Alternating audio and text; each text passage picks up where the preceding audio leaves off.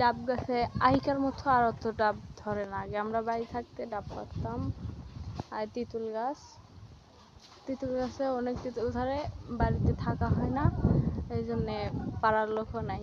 দাদা তো বুড়া মানুষ, পারতে পারে না। চলেন ভিতরে যা দেখান যায়।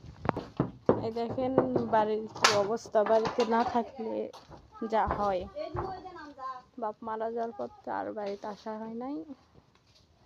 ওই আপু পেয়ারা পাড়তেছে। গাছ বেশি বড় না, ছোট।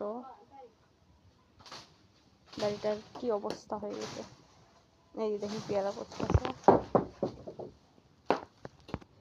চলে এলাম ছাদে। ছাদের পরিবেশটা অনেক সুন্দর। দেখেন আমরা গাছ, এ গাছ, সব কিছু হাতও পাওয়া যায়।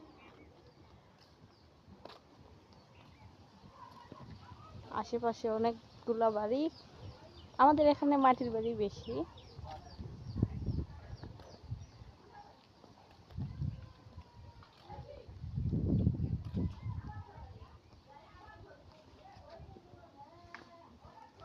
এই হলো আমাদের বাড়ি।